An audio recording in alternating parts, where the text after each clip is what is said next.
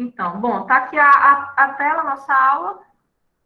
E aí, aqui só o cronograma da gente, vai ter aqui a aula de hoje, certo? E aqui as demais aulas que vamos ter.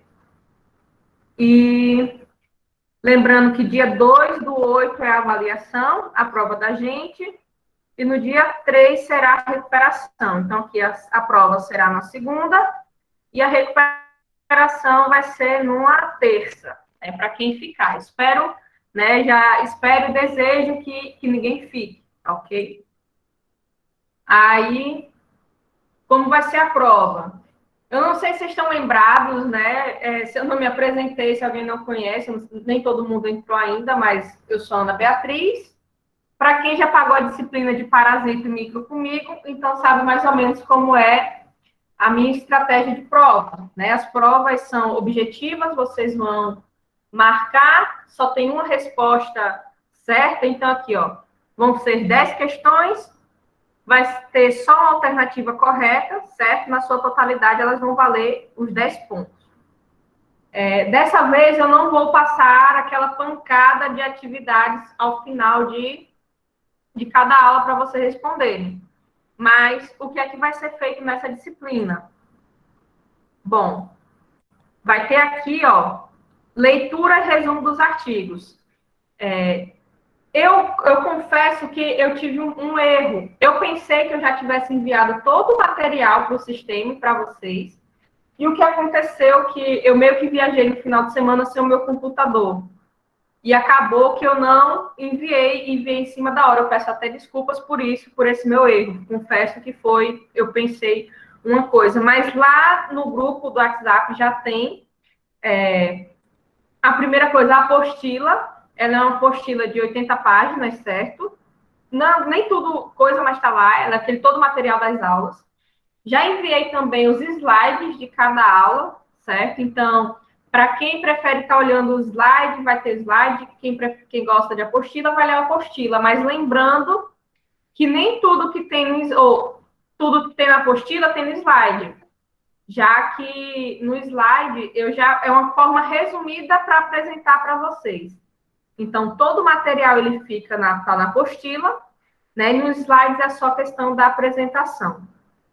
Então, eu também mandei esses 2 artigos, Meio Ambiente para a Propagação da Covid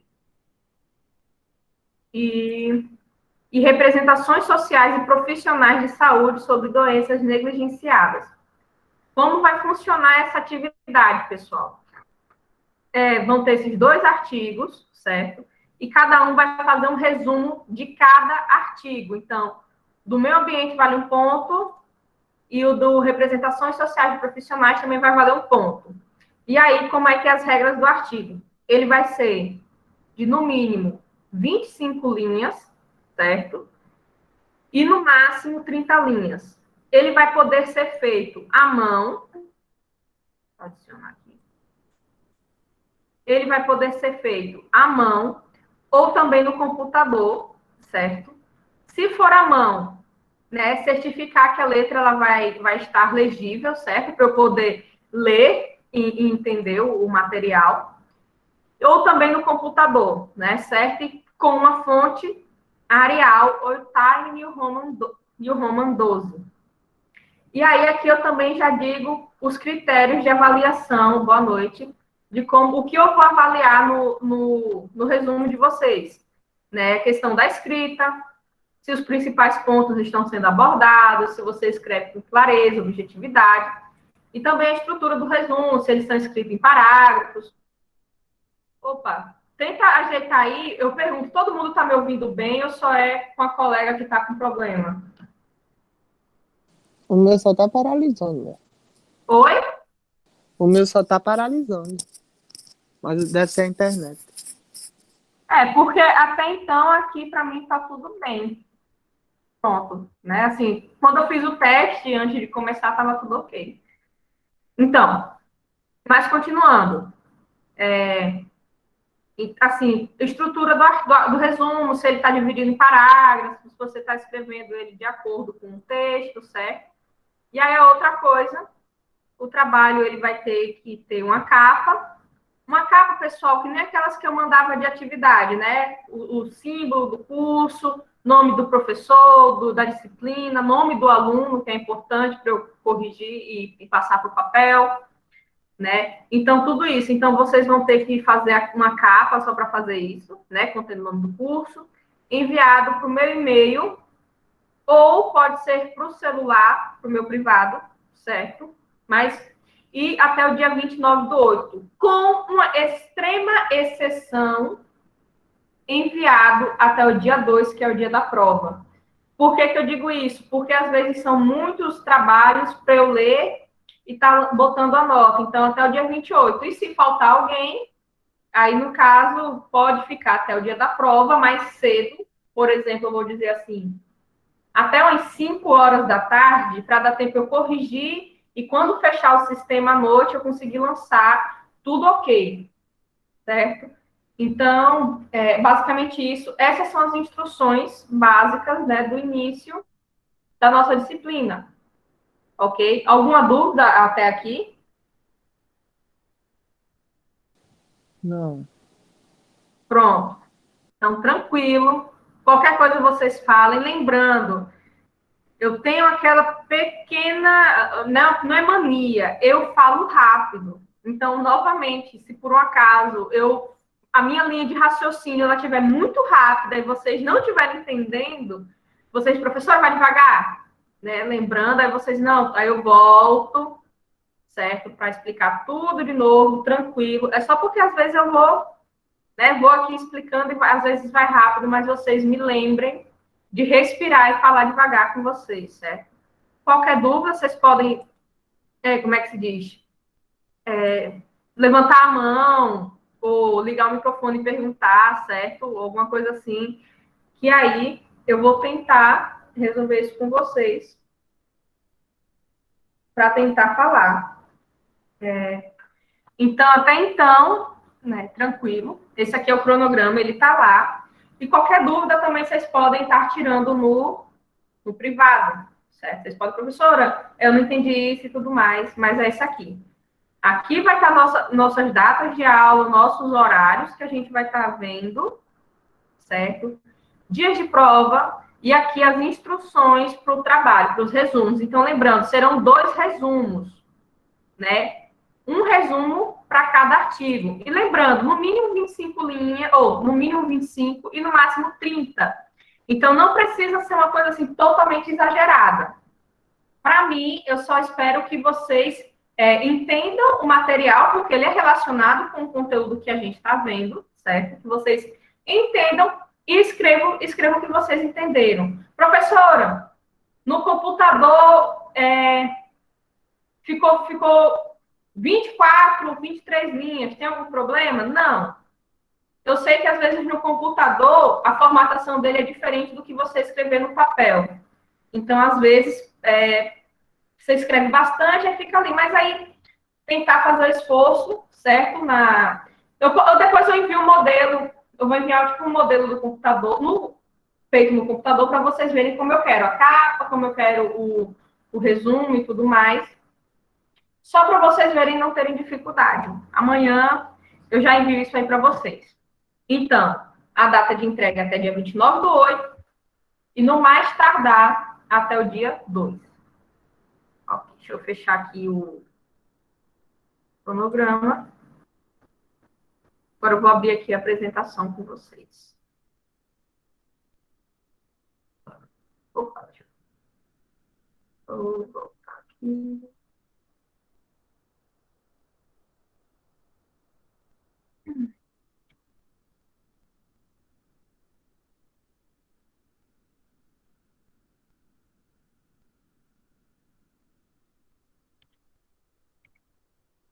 Vocês também já estão vendo aqui a apresentação? Sim. Para mim dá para ver. Pronto. Sim. Tranquila, só para acertar. Então, como já foi falado, meu nome é Ana Beatriz, certo? E aqui o meu e-mail, para quem quiser, eu sou formada em Biologia pela UFCG. E o conteúdo que nós vamos ver hoje é introdução ao processo saúde e doença e suas determinantes. Acho que até no material, no sistema, é condicionantes, mas determinantes e condicionantes é a mesma coisa. Ok.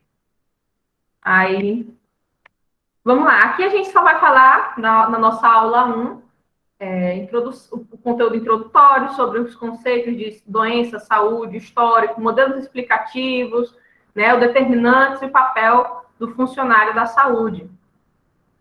Então, para a gente falar, aqui primeiro a gente vai falar sobre doença. Então, a gente vai falar sobre saúde e doença, né?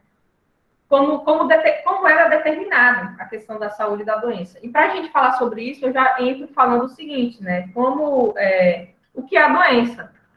E aí a gente vê aqui o seguinte, que a doença, ela é a ausência de saúde, que nada mais é que um construto que guarda a relação entre se encontrar no estado de bem-estar e depois se deparar com o sofrimento, né, com o mal. Mas não lhe corresponde integralmente, podendo para cada pessoa um diagnóstico diferente para cada doença. O que isso quer dizer? Bom, que no momento a gente está bem e no outro momento a gente pode estar mal, a gente pode ficar doente. Só que para cada doença tem uma reação diferente para cada pessoa. Porque cada pessoa ela tem um sistema, ela tem um funcionamento diferente, né? E ela funciona totalmente diferente para cada pessoa, certo? Então, esse seria o conceito de doença. Seria, no caso, a ausência de saúde. E aqui a gente vai falar sobre saúde. Então, eu pergunto, o que é a saúde também? E aí, a saúde, a gente vem vendo que ela tem vários conceitos. Por quê? O primeiro conceito dela, que deixa eu adicionar aqui a pessoa. O primeiro conceito dela, que foi em 1947, e foi pela Organização Mundial da Saúde, né, pela OMS, que teve uma ampla divulgação, né, de conhecimento nessa área, como se fosse um congresso sobre saúde, e lá eles determinaram, mas o que é saúde? E aí a gente vê o seguinte, que a saúde é um estado de completo bem-estar físico, mental e social, e não apenas a ausência de doença ou enfermidade, né? Então, esse é o ponto de vista da OMS. Você está totalmente bem de forma física. O que é você de forma física? Seu corpo está completo, você ter todas as suas estruturas do seu corpo. Mental, você ter todo o funcionamento, vamos dizer assim, neurológico funcionando. E social é quando você tem a sua mente, você tem o seu físico e você usa isso para estar, né, socializando, estar interagindo com as outras pessoas. Não só, como eu digo assim, a socialização de lazer, mas de trabalho, né, de tantos outros pontos que nós encontramos, certo? Então, vamos lá. E aqui a gente vê um outro conceito. Por exemplo, a Conferência Nacional de Saúde, já que depois, certo, em 1986, ela definiu a saúde já de uma forma mais ampla, no que é: a saúde é resultante das condições de alimentação, permitir aqui, alimentação, educação, renda, meio ambiente, trabalho, transporte, emprego, lazer, liberdade, acesso e posse da terra, acesso a serviços de saúde, né? Então, aqui, Brasil, 1986, que foi nessa conferência que foi determinado isso. Então, a gente já vê que já vai abrir uma escala mais ampla, porque ela já vê que são basicamente tudo aquilo que pertence à nossa vida, não só o bem-estar físico, mental e social, e também não só a ausência da doença, certo? Que a saúde, para a gente se manter saudável, temos que estar integrante no meio de todas essas condições. Então, vamos lá. Pode-se, então, descrever a condição de saúde de forma didática, seguindo esses 3 planos, que seria o plano subindividual, o individual e o coletivo, certo? E aí, de forma coletivo, a gente vai ver agora cada um. Por exemplo, no subindividual, seria correspondente ao nível biológico e orgânico, né, fisiológico ou fisiopatológico. Nesse plano, o processo saúde e adoecimento, né, que a gente já é um outro termo dentro do processo saúde e doença, seria definido pelo equilíbrio dinâmico entre a normalidade e a anormalidade. No caso, o equilíbrio seria você estar bem e a anormalidade seria um desequilíbrio, quando você está tendo disfunções, né? Está tudo conturbado. Então, assim, quando a balança pender para um lado da anormalidade, disfunções podem ocorrer basicamente em duas situações, que seria a enfermidade e a doença. Então, só lembrando, tipo, a gente está aqui, eu estou saudável, e no meu âmbito de estar saudável, eu estou no normal. Mas no momento em que acontece alguma anormalidade, aí já acontece uma coisa diferente, já muda. Quando a gente acontece uma normalidade, a balança vai pender e vai chegar ao ponto de ter a doença e a enfermidade. Só que aí tem uma diferença. Doença e enfermidade, elas têm, vamos dizer assim, conceitos diferentes. Por exemplo, a enfermidade seria a condição que o indivíduo ele tem de sentir uma doença. Por exemplo, eu estou com um mal-estar, ou eu estou com a dor nas costas. Isso seria enfermidade, é o desconforto que a gente está sentindo. Já a doença, ela é diferente. A doença é quando a gente vai de encontro a um profissional da saúde e o profissional da saúde, ele faz um diagnóstico daquilo que nós estamos sentindo. Aquilo que a gente sente, que no caso seria, né, determinar, você está doente de tal coisa, né, você tem isso, você tem aquilo. Então, é isso. Quando acontece um desequilíbrio, a gente vai ter o seguinte, a gente vai ter a normalidade. Nessa normalidade, vai se gerar a enfermidade. E, posterior, quando a gente vai ao médico, né, ou algum profissional da saúde, a gente só vai determinar qual é a doença. E aí, o plano individual. O plano individual, ele entende que as disfunções e anormalidades, elas ocorrem em indivíduos que serão seres biológicos e sociais ao mesmo tempo. Tipo, é uma coisa que é individual, mas eu também participo de alguns grupos. Por exemplo, os grupos de socialização, como se diz aqui, seria um esporte que você pratica, a religião, né, a igreja que você se frequenta, certo?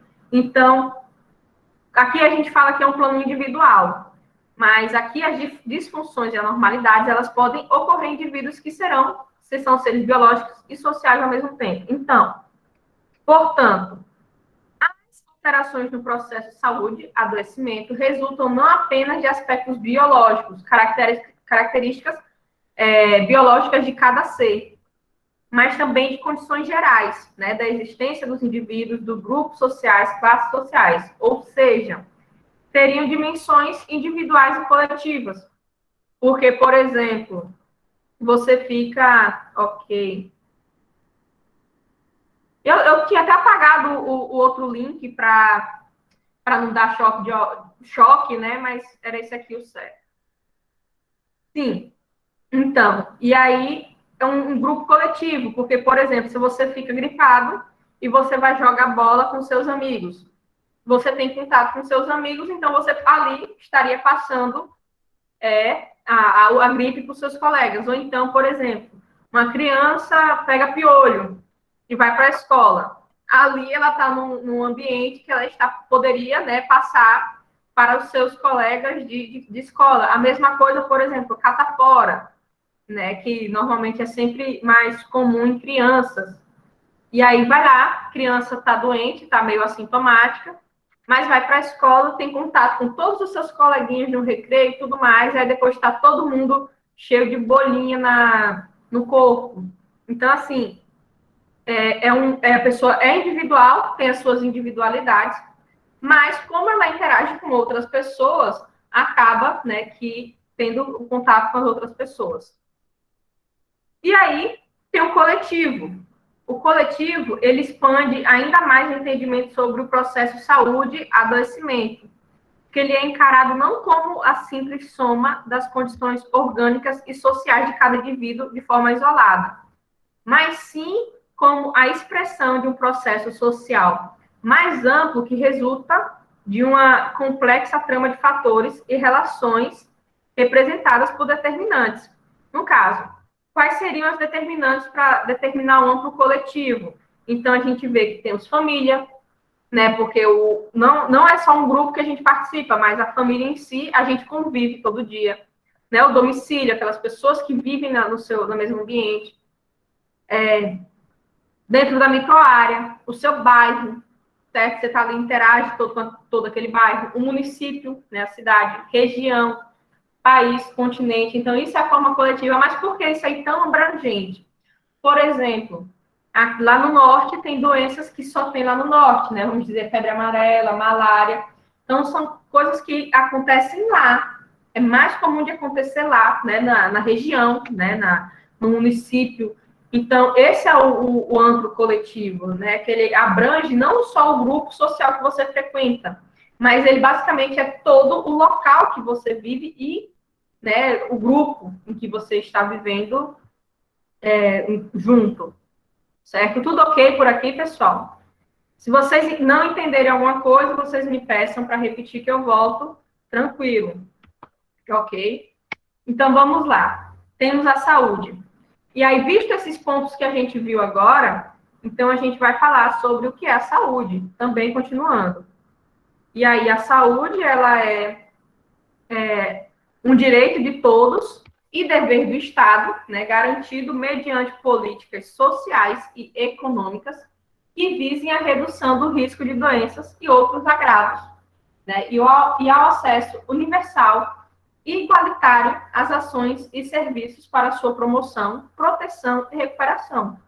Então, a saúde é um dever do Estado que eles têm que nos, vamos dizer assim, eles têm que nos proporcionar, já que nós pagamos impostos, certo? E eles têm que garantir que tenhamos todas as condições para nos mantermos saudáveis. Então, como eu falei no início da conferência, eles, como é que se diz? O lazer, educação, esporte, tudo mais. Então, o Estado ele também tem que nos contribuir com isso, já que nós contribuímos com os impostos. Então, eles têm que nos manter, certo? Porque aqui ele fala, ele tem que promover a saúde, então, para promover saúde, nós temos que estar dentro de padrões que nos forneçam essa qualidade da saúde.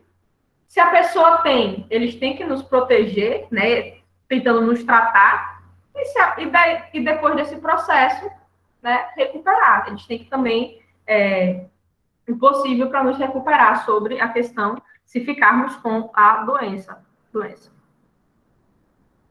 E aí? Deixa eu passar. Então, a gente vê o seguinte, a saúde ela é silenciosa. Agora, por que a saúde ela é silenciosa? Porque geralmente não percebemos a saúde em sua plenitude. Aí, novamente, por que a gente não percebe a saúde em sua plenitude? Porque a maior parte das vezes apenas identificamos quando ficamos doentes. Então, é uma experiência de vida, né, no âmago do corpo individual. Porque, como eu disse antes, a saúde, ou a doença em si, ela vai reagir de forma individual para cada indivíduo. Cada um vai reagir à sua maneira. Por quê? Porque cada um pode ter um sistema imunológico mais desenvolvido, outros têm outras condições, têm melhores condições para se manter saudáveis, certo? Então, tudo isso é o que é acordo. E outro exemplo, por exemplo, a gente vê que antigamente, quando deu-se o início da Covid, eram muitos idosos que chegavam a falecer. Só que hoje em dia não é assim. Hoje em dia nós estamos vendo que, tipo, jovens da mesma idade, da minha mesma idade, da nossa idade, idosos, tudo, crianças, o que for, cada um está ficando doente. Não precisa ser uma pessoa idosa para chegar a falecer. Hoje em dia, até quem está na academia, que se alimenta super bem, também, infelizmente, acontece isso. Por quê? Porque cada um reage de forma específica quando se trata da doença, né? Não tem um segredo para isso. E aí, o que a gente diz aqui? Que ouvir o próprio corpo, ela é uma boa estratégia para a gente, como eu posso dizer, prevenir a doença. Porque quando o nosso corpo, ele sempre vai mandar sinal, de alguma forma, que a gente está precisando de alguma coisa, né? Nem que seja de alimento, por exemplo, você está com uma dor no estômagozinho, é o que é fome, né? Você está com os lábios ressecados, garganta doendo, pode ser o que? Sede, por exemplo, até dor de cabeça. Muitas pessoas têm dor de cabeça, e às vezes é só falta de água.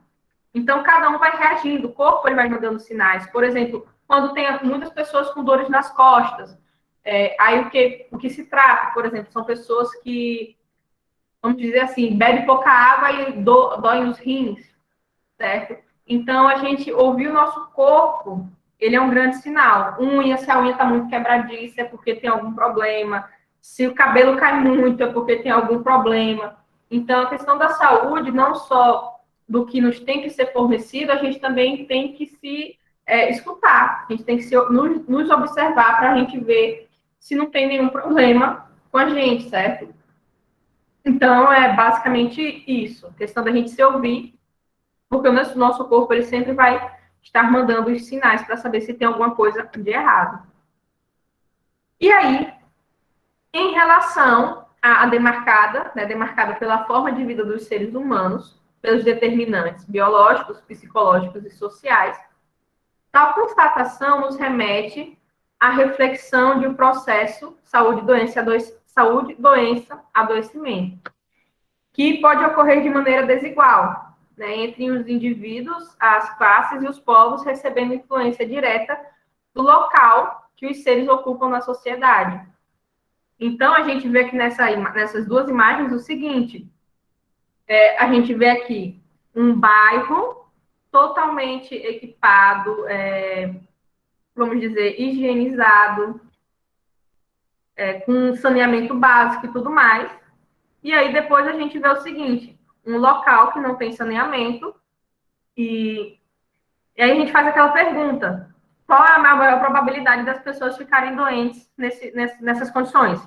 As pessoas que estão num local super limpo, higienizado, saneamento, ou as pessoas que estão aqui expostas ao esgoto, a céu aberto, que isso aqui pode estar saindo dejetos de qualquer coisa, dejetos de pessoas tão contaminadas com doença e tudo mais, certo? Então, a gente vê a questão desse questionamento só aí, né? Que tem uma desigualdade e é inevitável de se observar essa desigualdade, porque ela é muito viva, vamos dizer assim. E aí, agora a gente vai falar um pouco sobre o histórico das doenças, né? O histórico de como veio o questionamento das doenças, certo? Como se entendeu que naqueles tempos antigos as pessoas morriam por determinadas doenças que eles não conseguiam nem explicar.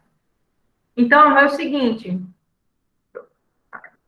na antiguidade, quando as religiões politeístas acreditava-se que a saúde era uma dádiva e a doença era um castigo dos deuses, certo? Então, teve essa época que o povo ficou doente, eram os deuses que estavam castigando. E aí, com o decorrer dos séculos, o advento das religiões monoteístas, a dádiva da saúde e o castigo da doença passou a ser responsabilidade de um único Deus. Então, vamos supor que quando chegou o catolicismo, o cristianismo, que naquela época tinha esse nome, se uma pessoa ficava doente, foi o Deus, tudo mais. Por quê? Antigamente, só para um contexto histórico para vocês, os vários deuses que eles acreditavam eram o sol, a lua, as florestas, né, a natureza. Tinham vários deuses, por exemplo, o deus da chuva. Se eles não rezassem, não chovia. Se não chovia, não tinha como eles terem as colheitas, né, as plantações e tudo mais. Então, esses eram os vários deuses que eles acreditavam. E aí, depois foi evoluindo nesse sentido religioso, que aí foi determinado que só existia um único Deus. E que aí esse Deus era o que castigava, o que punia as pessoas. E aí ainda, 400 anos antes de Cristo, Hipócrates ele desenvolve o tratado Os Ares e os Lugares, que relacionava os locais da moradia, a água para beber, os ventos com a saúde e com a doença. Então, a questão dos ares era que se tinha um mau odor no local onde a pessoa vivia, esse mau odor seria o causador da doença, né? E também ele via a questão da água. Se a água era limpa, se aquela água, as pessoas, vamos supor, um grupo bebia água de uma fonte, outro grupo bebia água de outra fonte. Aí da fonte A, as pessoas começaram a ficar doentes e falecer. Então, eles observavam, então, aquela água não é uma água boa. Então, tudo isso, aquelas observações que eles faziam naquela época para a questão de doença. E aí também, séculos mais tarde, as populações passavam a viver em comunidade e a teoria miasmática tomava lugar. Mais à frente eu até explico a teoria miasmática, mas é a questão também do ambiente, que é onde a pessoa vivia, que causava as doenças, certo? E aí também teve a concepção fisiológica, que também já na posterior, Hipócrates ele explica que a origem das doenças vem a partir de um desequilíbrio entre as forças da natureza que estão dentro e fora da pessoa. Então ele já vê que isso pode ser responsável tanto pela pessoa como no ambiente onde ela está inserido. E aí também veio a concepção ontológica, né, que, por outro lado, ela já vai defender que as doenças são entidades exteriores ao organismo que o invadem para se localizar em várias das suas partes. Então, o que é que aqui essa concepção ontológica já fala? Que são indivíduos que vinham de fora da gente, eles vinham se instalavam. Por exemplo, eu estou com a dor na barriga, veio qualquer ser que eles não conseguiam identificar ainda, ia para no nosso corpo, aquela parte que causava doença, ele ficava lá. Então, essa era a concepção ontológica.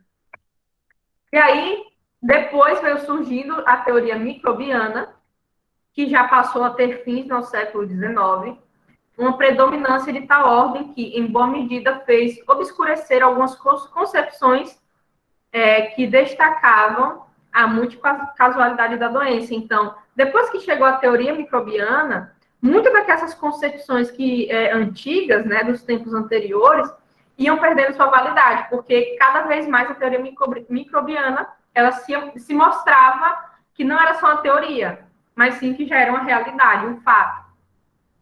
E aí, o contínuo agir do ser humano ante o universo físico, mental e social em que se vive, sem regatear um só esforço, para modificar, né, transformar e recriar aquilo que deve ser mudado. Então, eles foram vendo que as atividades que precisavam ser feitas para poder transformar e mudar o seu ambiente para que houvesse saúde.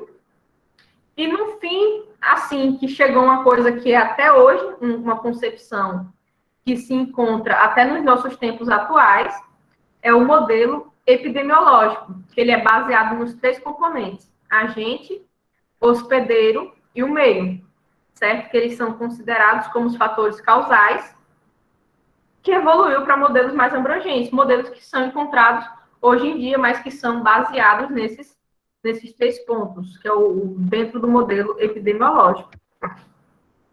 E aí, eu vou falar aqui agora com vocês os modelos explicativos do processo de saúde e doença. Antes disso, eu vou dar só uma pausinha rapidinho aqui para ir ao banheiro e volto para continuar isso aqui com vocês, certo? É só um minutinho.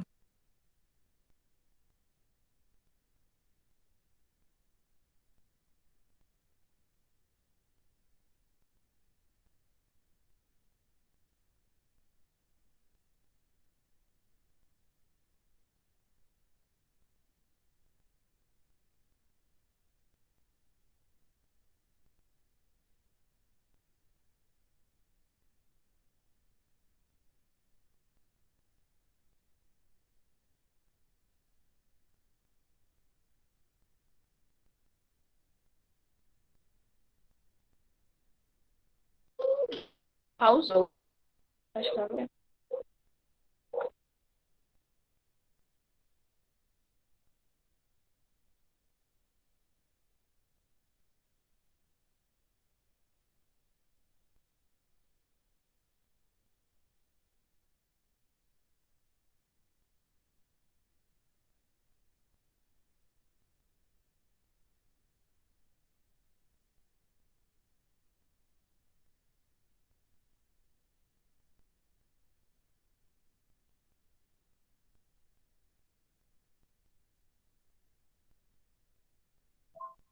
Oi.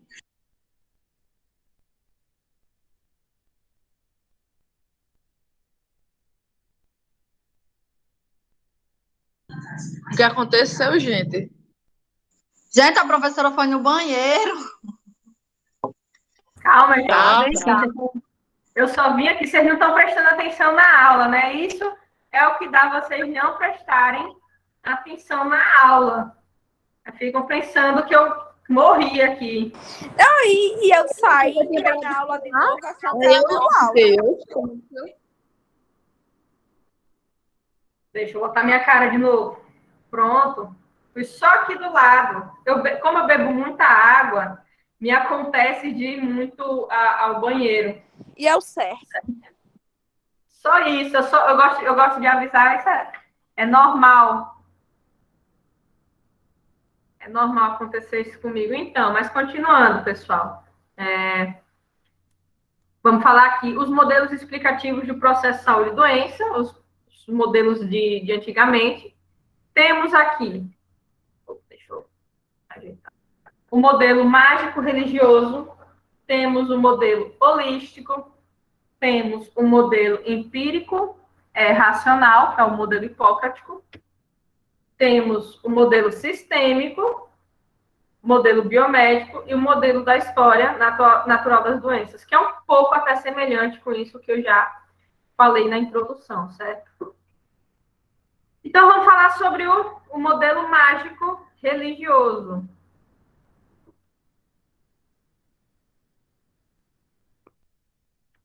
No modelo mágico religioso, eram os deuses que definiam o estado de adoecimento e de cura das pessoas, certo?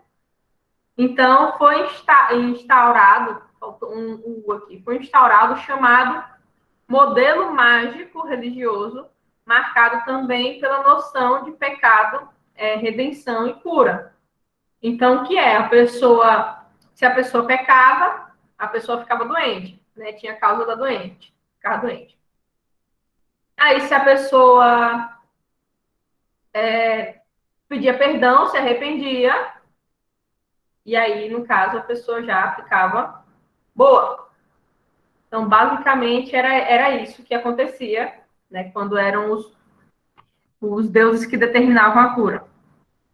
Só que aí, muita gente, naquela época era muito engraçado, porque, por exemplo, muitas vezes a pessoa até pediu perdão e não conseguia ser curada. Aí eles ficavam indignados com determinados deuses. Por quê? Porque às vezes não é só. A gente sabe que tipo, fé ajuda, mas não é só isso que vai nos trazer totalmente a cura. Né? Hoje em dia a gente vê que a gente precisa estar com medicamento, a gente precisa estar com todo um suporte. E aí era uma confusão para se explicar isso antigamente, devido a esse modelo mágico religioso. Aí outra coisa, a visão da medicina mágico-religiosa era predominante na antiguidade e o adoecer era resultado de transgressões da natureza, né, que é individual ou coletiva. E era preciso os rituais liderados pelos feiticeiros, sacerdotes, xamãs, para reatar o enlace com essas divindades. Então, a cura era realizada através dos sacerdotes, né? Aqui os incas, os xamãs, pajés e os índios, o que fosse que tinha. E aí eles tinham os rituais, os curandeiros, né? Eles participavam dos rituais, com músicas, com danças, com infusões, com incensos e tudo mais, isso para poder, como eu posso dizer, participar dessa questão da cura das pessoas, certo? Então, tem isso. Então, tudo isso era o que eles faziam. Tinha as danças, às vezes jejum, mas isso, de certa forma, eles iam de observação. Eles observavam que tal pessoa fazia isso, e se tinha melhora, eles tentavam isso com outra pessoa. Aí, por exemplo, se a outra pessoa não melhorava, eles iam tentando outras coisas. Então, por isso que são várias atividades que eles realizavam para poder resgatar a cura das pessoas, né? A saúde das pessoas.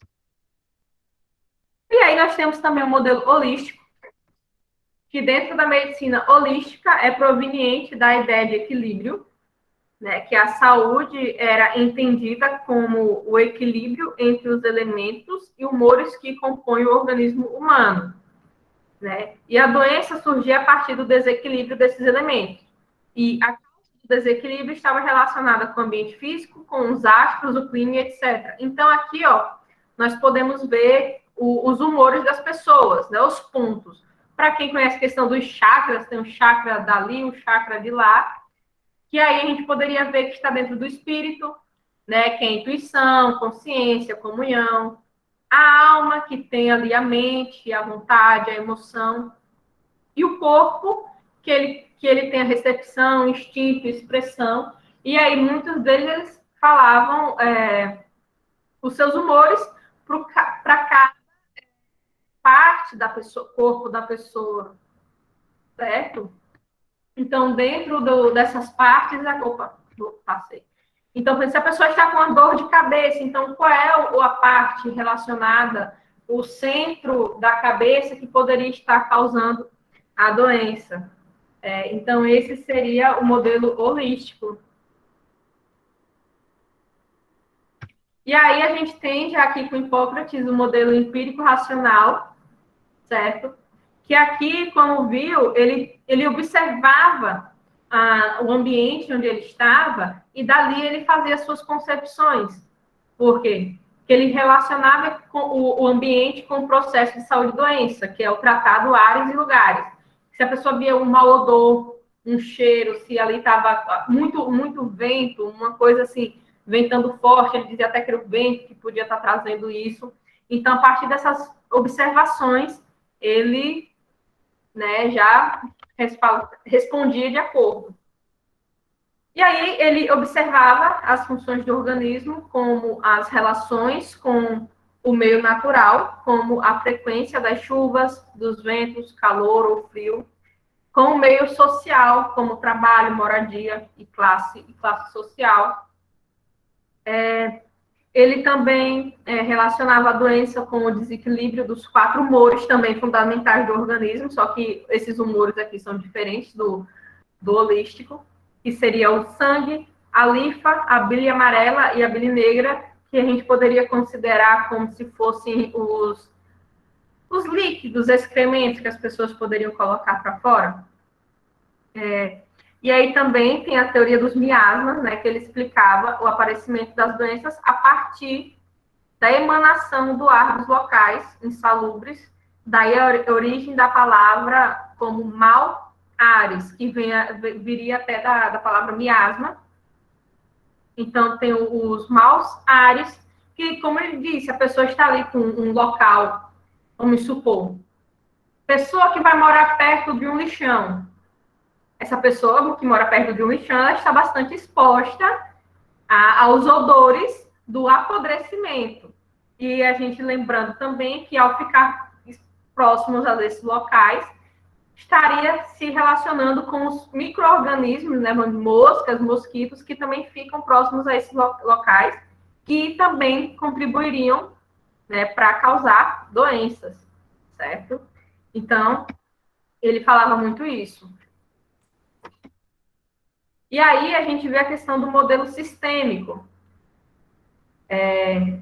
O processo sistêmico, ele ganhou maior repercussão no final da década de 1970, eu passei aqui sem querer.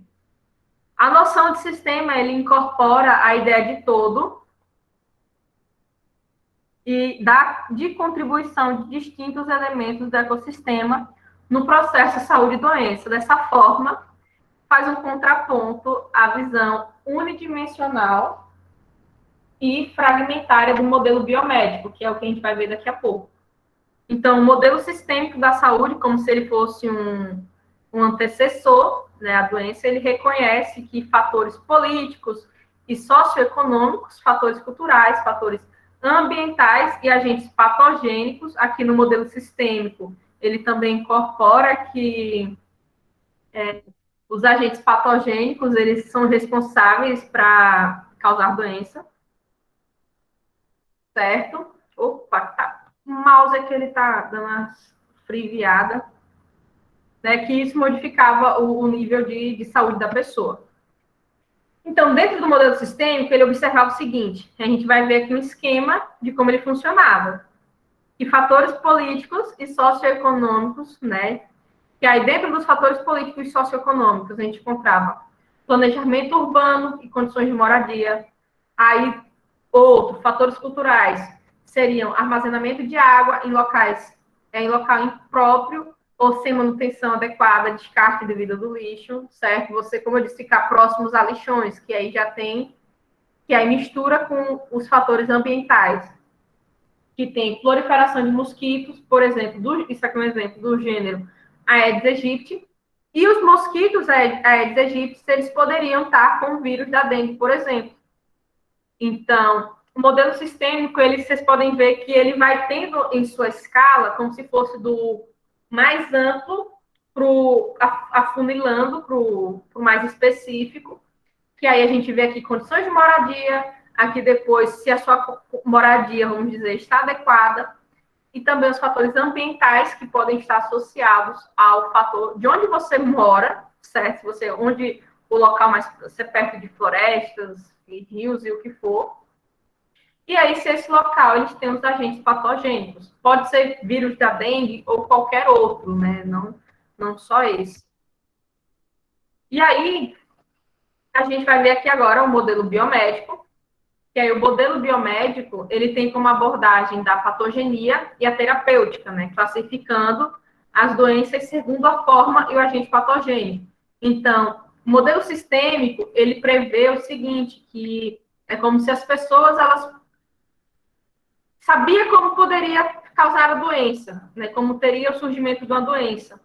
E o modelo biomédico, ele veio para melhorar, porque ele já classifica que a pessoa está doente por determinado fator, certo? Então, a pessoa já fica doente e já sabe o que está causando a doença. Ele é baseado numa visão cartesiana, né, de divisão corpo e mente, desconsiderando os aspectos psicológicos, sociais e ambientais envolvidos no processo de adoecer.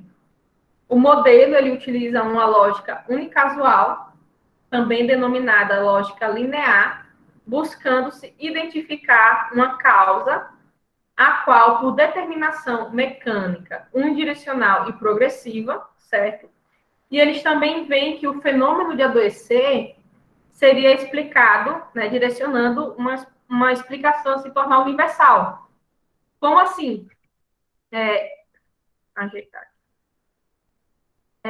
Eles veem o seguinte, é como se tivesse uma linha cronológica. Se a pessoa está com tais sintomas, então ela poderia dizer que a pessoa fez isso e aquilo que chegou a determinar que a pessoa poderia estar doente. Então, é uma direcionando e uma explicação que se torna universal. Então, por exemplo, se uma pessoa diz assim, tem um diagnóstico que está com dengue, então, teoricamente, se torna universal de que para a pessoa estar com dengue, ou todas as pessoas estarem com dengue, elas tivessem sido picadas pelo mosquito Aedes aegypti, né? Que aí o mosquito iria estar transportando esse vírus.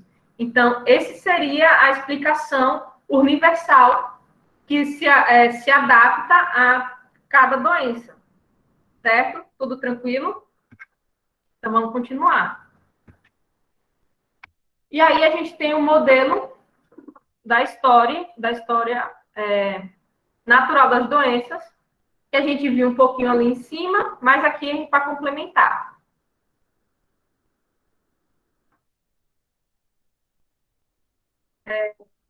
Livell e Clark, ele ressaltou no livro Medicina Preventiva a Tríade Ecológica, que foi no ano de 1958, na qual define o modelo de causalidade das doenças a partir das reações entre o agente infeccioso, o hospedeiro e o meio ambiente. E a história natural das doenças, que é definida como todas as interrelações do agente, do hospedeiro e do meio ambiente que afetam o processo global do seu desenvolvimento. Como é que isso se afeta? Bom, isso vai desde o início da doença, da resposta do hospedeiro e alterações que podem desencadear um defeito, né? Invalidez, recuperação ou morte. Então, a gente vê aqui já o seguinte, que para a pessoa, a questão da doença, que vai mexer com todo o contexto que está abrangendo, né? Que é que relaciona o hospedeiro, o meio ambiente, certo? O agente infeccioso também. E aí, vai dar resposta do hospedeiro. Resposta. Se o hospedeiro, vamos dizer, o ser humano, ele tem um bom sistema imunológico, ele tem boas condições de vida, né? Ele não só trabalha, como ele também tem lazer e tudo mais. Ele pode ter um sistema imunológico bom, que aí, se ele for infectado, ele pode rápido expulsar o agente infeccioso, ou se ele não tem boas condições de saúde e tudo mais, ele vai causar o defeito, né, as alterações, propiciando a doença. E no momento em que tem a doença, pode tanto gerar invalidez, pode gerar recuperação ou a morte, certo? E aí, Nível Clark, em 1965, eles montaram um modelo da história natural das doenças que apresentam 3 níveis de prevenção. A prevenção primária, a secundária e a terciária. E a gente vê o seguinte, a prevenção primária, ela vai atuar no período de pré-patogênese. É aquela ação na qual o indivíduo, ele busca prevenir que aconteça doença, certo? E aí tem a fase de prevenção secundária, que engloba o diagnóstico e tratamento precoce. E tem a prevenção terciária, que diz respeito às ações de invalidez. A gente vai ver isso aqui melhor nessa imagem. Então, aqui na atenção primária, que é a fase pré-patogênese, tem a promoção de saúde. E aí, eu vou mudar aqui. Então, como é que seria a promoção de saúde? Campanhas de vacinação. Campanhas de vacinação é um meio de você promover saúde, porque se uma pessoa está vacinada, ela vai estar imunizada, logo, ela não vai ser susceptível a tal doença. E se ainda for susceptível a tal doença, a doença se manifesta de forma fraca no indivíduo. Outra forma de promoção de saúde é, vamos dizer, acabar com os focos de mosquitos, por exemplo. Acabando com o foco de mosquito, a gente estaria acabando com o vetor que leva, né, que transporta a doença. Então, essa seria essa fase, a fase de evitar que as pessoas fiquem doentes. Mas aí, se infelizmente a pessoa fica, aí a gente já tem a patogênese, a fase clínica, a fase da patogênese, que é essa, que é a fase secundária, onde a pessoa está doente.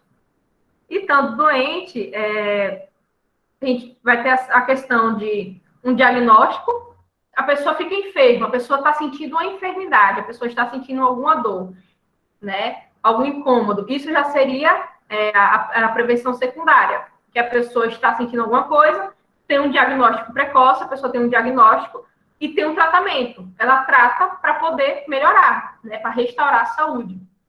Mas se por um acaso a pessoa não conseguiu melhorar 100% e ela teve algum problema, uma invalidez, né, que tem uma complicação, então aí a gente chega na fase terciária, que seria a reabilitação, a recuperação daquele indivíduo. Então, se a pessoa ficou doente, por exemplo, um exemplo agora, pessoas que têm Covid, elas estão ficando com dificuldade de se movimentar, de respirar, e elas precisam passar pela fisioterapia pulmonar.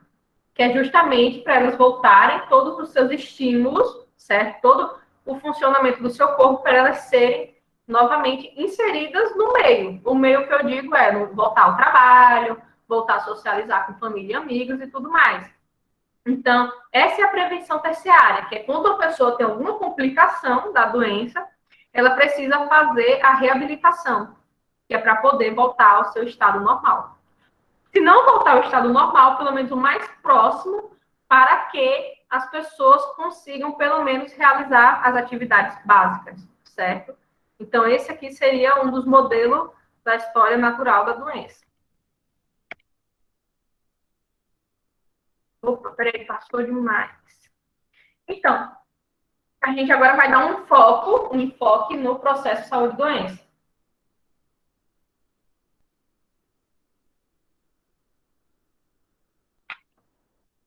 Muito se tem escrito sobre o processo saúde e doença.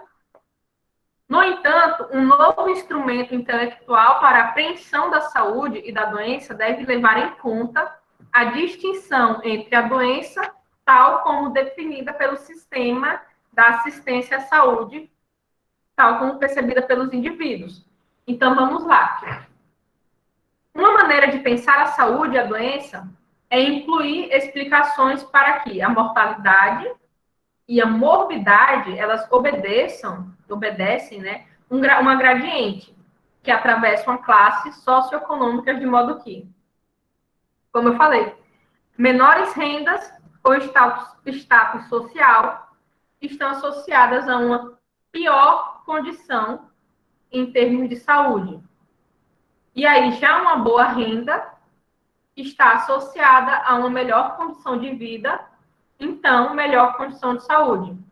E tal evidência constitui-se que um indicativo de que os determinantes da saúde estão localizados também fora do sistema de saúde. Porque, como eu falei para vocês, às vezes a questão de onde moradia e tudo mais, isso favorece que as pessoas fiquem bem, fiquem protegidas.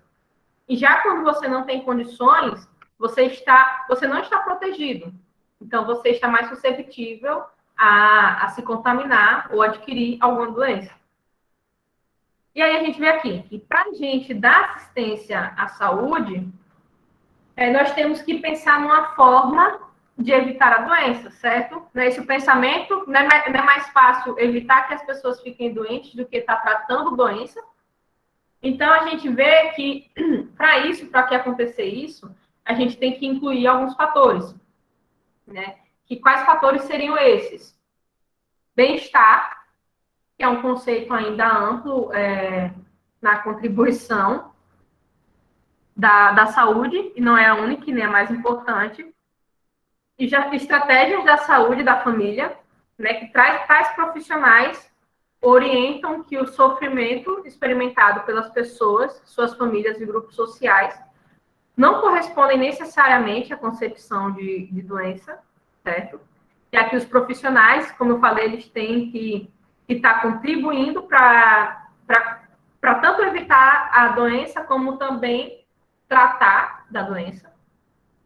Ações individuais e coletivas, que são centrados em ações como de métodos de diagnósticos e terapêuticos, vacinação, educação em saúde, ainda que dirigidos aos denominados grupos de risco, mas ações individuais que se tornam até coletivas, que, por exemplo, no momento em que eu, como indivíduo, eu acabo, tiro as águas paradas da minha casa, do meu quintal, eu não contribuo só para mim evitar que eu fique doente. Eu contribuo para que o meu vizinho também não fique. Porque se eu acabo com um foco de larvas na minha casa, tanto aquele mosquito não vai se desenvolver nem na minha casa e nem vai ter como se deslocar para outro ambiente. Então, essas também são ações coletivas. E por isso que a gente sempre vê nas escolas aquelas promoções de eventos de saúde, que é justamente a forma de se evitar que as pessoas fiquem doentes. Aí vamos lá.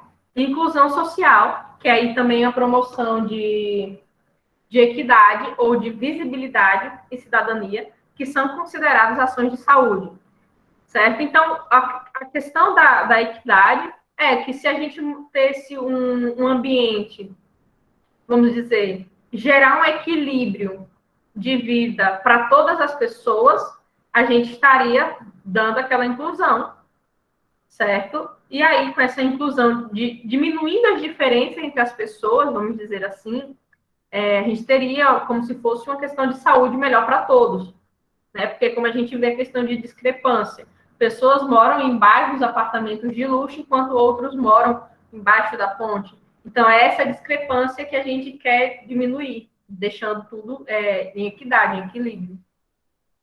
Então, desta maneira, o processo de saúde e doença, ele está diretamente atrelado à forma como o ser humano, no decorrer de sua existência, foi se apropriando da natureza para transformá-la, buscando o atendimento às suas necessidades. O que seria isso? Por exemplo, se você mora numa casa com madeira, por exemplo, está suscetível a cupim. Então, se você quer melhorar condições de vida, você vai transformar a natureza. Como seria transformar a natureza? Utilizar os recursos que ela oferece para melhorar. Então, por exemplo, quando eu falo assim, em recursos da natureza, não é ir ali no quintal, cortar uma madeira e pronto. Porque todos os recursos que nós utilizamos, essa mesa que está aqui, né, o meu computador e tudo mais, são materiais que já vieram oriundos da natureza, vamos dizer assim. Então, se uma pessoa quer melhorar até a condição de vida, até a própria casa de cerâmica, que eu digo assim, de cimento, né, tijolos, já é um avanço também de apropriação de recursos da natureza, né? Foram aprimorando os recursos. Para quê? Suprir necessidades que também estão dentro desse padrão de qualidade de vida para proporcionar saúde. Então, fica claro que tal processo representa um conjunto de relações e variáveis que produz e condiciona o estado de saúde e doença de uma população e que se os modificam em diversos momentos históricos e o desenvolvimento científico da humanidade. Então, esse é o ponto em que ele fala, que é esses conjuntos de relações que é para condicionar o estado de saúde ou, então, o estado de doença em uma determinada população. Aí vamos ver o seguinte, o entendimento, né? O que foi entendido do processo de saúde e doença. O entendimento do processo de saúde e doença é como se fosse um dispositivo social relativamente autônomo em relação à ideia de doença e as repercussões que esse novo entendimento traz para a vida, certo? E para as práticas cotidianas em geral e dos serviços públicos de saúde, em particular, de abrir novas possibilidades da concepção do processo de saúde e doença. Então, nada mais do que esse texto, ele só vem dizer que, quando nós entendemos como funciona o processo de você, saúde e doença, certo? De evitar a doença, é justamente isso, a gente procurar novas possibilidades dentro da saúde para que a gente evite isso e para a gente entender. Porque como a gente entende como ocorre determinadas doenças, então é mais fácil da gente tratar. Por exemplo, no início, era muito difícil a gente achar um medicamento. Todo mundo inventava um remédio para a Covid, porque ninguém sabia como a Covid funcionava. Era nova, uma doença nova. E a gente vai falar ainda muito sobre ela mais à frente. Mas a gente vê assim o seguinte, a Covid é uma doença nova. E com isso, no início a gente não sabia como se cuidar, nem como se proteger. E hoje em dia a gente não tem assim, um medicamento certo, ainda está em fase de estudos, uma questão de medicamentos, de como tratar. Mas no momento em que se passou a entender como ela funcionava, tudo vem melhorando. Até mesmo a questão da produção de vacina e tudo mais, porque eles entenderam como geneticamente o vírus funciona. E eles fazem o possível de uma vacina, por exemplo, que vá inibir a questão do vírus, certo? Então, essa a questão do entendimento que todos os profissionais de saúde, eles devem abordar adquirir para si, porque quando eu entendo como uma coisa funciona, eu também é mais fácil de eu evitar ela. Então, é basicamente isso. Aí, vamos lá. Como eu já falei, o conceito de saúde, ele varia, né? Então, segundo a época em que vivemos, assim como os interesses dos diversos grupos sociais, assim, vários autores, eles afirmam que a saúde deve ser entendida em seu sentido mais amplo como um componente da qualidade de vida e, assim, não é um bem de troca, mas um bem comum, um bem de direito social que é para ser assegurado a troco, então, a todos. Então, como eu disse, não é para ser um bem de troca, porque é bem de troca. Eu te dou isso em troca da minha saúde. Até porque, basicamente, a gente já faz isso, porque quando no momento em que pagamos impostos, nós estamos pagando impostos justamente para nós recebermos os nossos, dentro dos nossos direitos, o que é nos fornecido, que seria saúde, educação, lazer e tudo mais. Então, é um direito social e é assegurado para todos. E para garantir que isso se aconteça, utilizar toda a riqueza disponível, conhecimento e tecnologia, para que a sociedade desenvolveu adequados para promover a proteção da saúde, prevenção, diagnóstico, tratamento e a reabilitação das doenças. Então, riqueza disponível, a gente sabe que tem, né? Tanto nas federação, município e tudo mais, no estado. Verba a gente sempre entra, até porque todo dia, cada dia que passa, os impostos só aumentam e a gente sempre paga mais caro pelas coisas. Então, dinheiro, o sistema tem. Tecnologia também tem, a cada dia que passa, vamos dizer assim, que as universidades, que são polos científicos, eles sempre estão criando mais tecnologias para poder melhorar o tratamento de vida para as pessoas.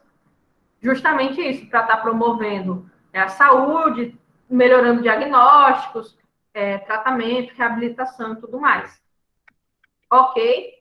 Alguma dúvida, pessoal? Vocês podem parar, pedir para falar.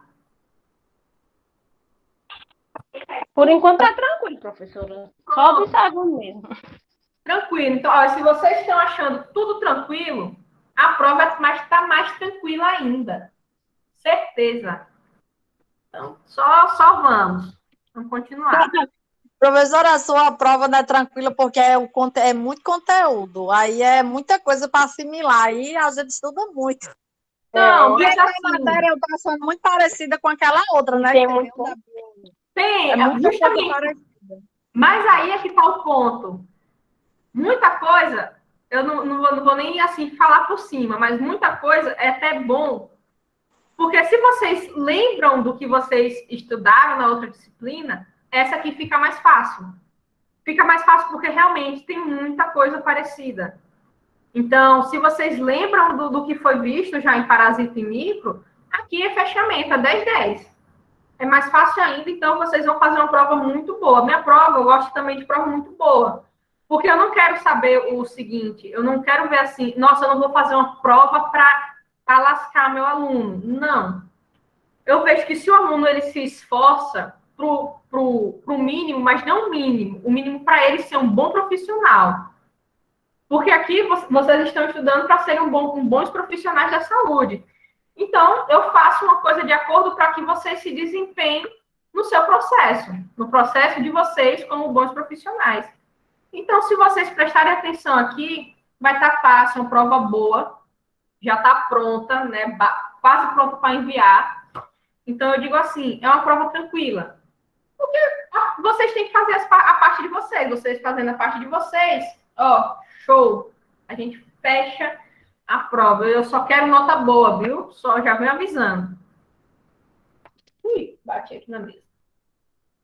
Então, vamos lá. O processo saúde e doença. Então, ou seja, considerar este bem e este direito como um componente, exercício da cidadania, compreensão esta que é um referencial e um valor básico a serem assimilados pelo poder público para balizamento e orientação de sua conduta, decisões, estratégias e ações. Em síntese, pode-se dizer, em termos de sua determinação causal, que o processo saúde e doença ele representa um conjunto de relações e variáveis que produzem e condicionam o estado de saúde e doença de uma população, que variam em diversos momentos históricos e do desenvolvimento científico humano. Então, como a gente viu em todo aquele contexto histórico, o processo de saúde e doença ele está envolto por várias condições e fatores que estão ao nosso redor, certo? E aí a gente vê aqui o seguinte, determinação social da saúde. Determinação social da saúde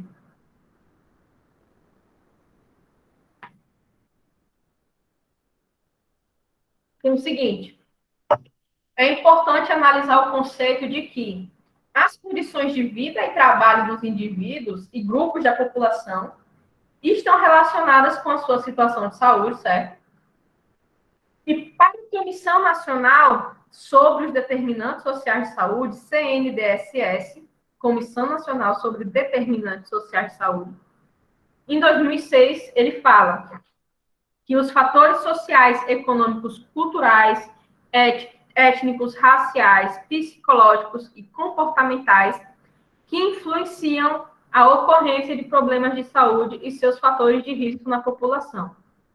Então, pessoal, eu vou mostrar aqui para vocês 3 pensamentos, vamos dizer assim, e já vão pensando aí que pode ser questão de prova, então vocês guardem isso para vocês, porque eu tenho, tem 3 classificações para determinação social da saúde.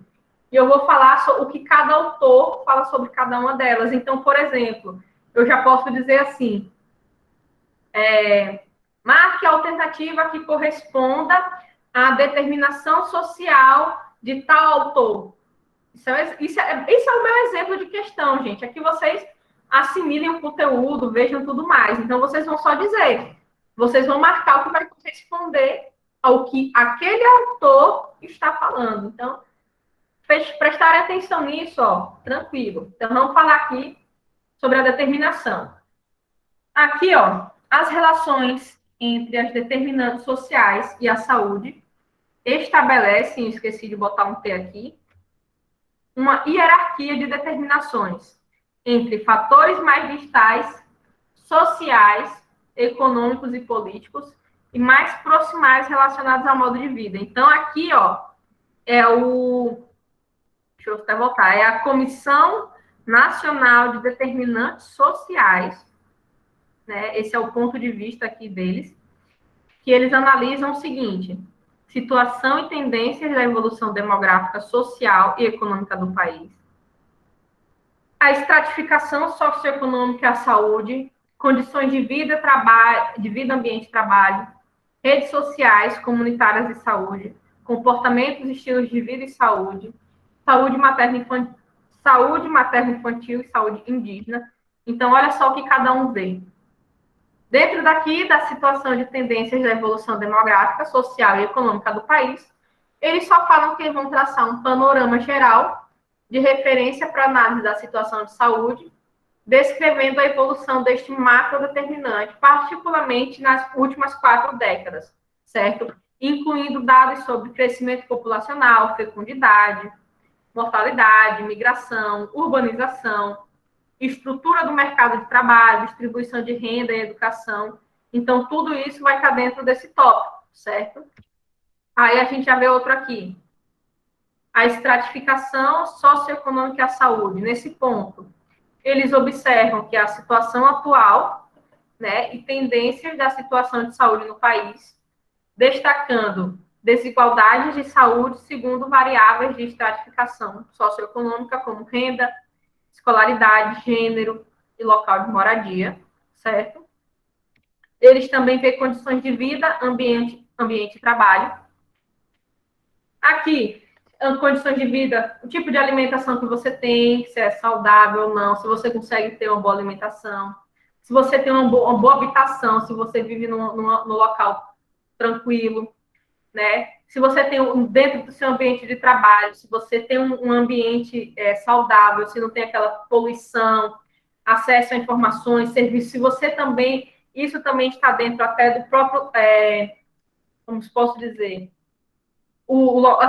saudável do trabalho é se você está, vamos supor, em locais, se você senta um local confortável que não vai bagunçar com sua coluna, por exemplo, que antigamente sempre foram até evoluindo estudos sobre até as próprias cadeiras, quais as cadeiras mais confortáveis para pessoas que passam muito tempo trabalhando sentadas. Então, tudo isso é condições de vida que está dentro do seu ambiente e também do seu trabalho, certo? Aí, redes sociais comunitárias de saúde.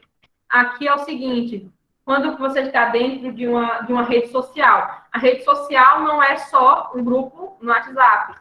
Uma rede social é um grupo de pessoas. Então, por exemplo, se você está numa igreja, quantas campanhas de arrecadação de alimento para pessoas que dentro da igreja que não tem alimentos, certo? Questão de roupas. Então, tudo isso, ele vê uma questão comunitária. Rede de pessoas que você está incluído, que também você pode recorrer à ajuda. Basicamente é isso. Essa rede social é aquele grupo em que você possa, né, buscar ajuda. São grupos que estão ali justamente para ajudar outras pessoas.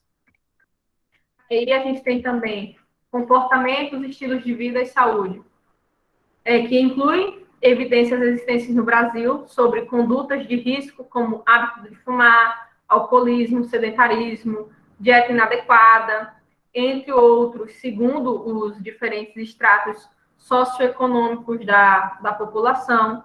Então, a gente vê aqui estilos de vida é o que a pessoa faz. Mas lembrando que nem isso não influencia nada. Um exemplo bacana que eu lembrei agora é, por exemplo, eu falo exemplo muitas vezes, né? É porque vocês não falam, fica até assim, me perdendo. Mas no Big Brother, não sei quem assistiu, a gente viu o Fiuk, que fumava basicamente, acho que uma carteira de cigarro por dia.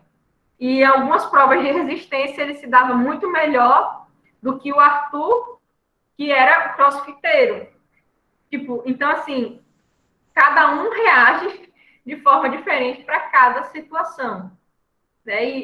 Mas aí os estilos de vida, às vezes, eles determinam uma melhor condição de saúde do que outros estilos, certo? Por exemplo, o alcoolismo. O alcoolismo, além de forma interna, né, causa a cirrose e todos outros cânceres aí, o alcoolismo ele também está muito associado a índices de acidentes. Então, isso também está dentro de condições de vida, certo? Aí, continuando, saúde materno-infantil e saúde indígena. Né, para sua importância social e por apresentarem necessidades específicas a saúdes públicas, são dedicadas sessões especiais sobre saúde materno-infantil e a saúde indígena. Então, aqui dentro da Comissão, né, Nacional de Determinação Social de Saúde, eles fecham nesses pontos, né? Que aí aqui é para saúde materno-infantil indígena também são pontos importantes, porque tratando a saúde deles, isso também chega à saúde dos demais, né? Que aqui, para sua importância social, apresentam necessidades específicas de políticas públicas que são dedicadas a sessões especiais, né? Sobre cada grupo. Certo? Então, a gente viu aqui os conceitos da Comissão Nacional de Determinação Social de Saúde. Agora, a gente já vai ver o outro ponto, o outro autor. A gente já vai ver aqui o modelo de Dahlgren e Whitehead, que ele inclui que as determinantes sociais de saúde são dispostos em diferentes camadas, desde uma camada mais próxima dos determinantes sociais dos indivíduos, até uma camada, né, distal, onde se situam os macronutrientes.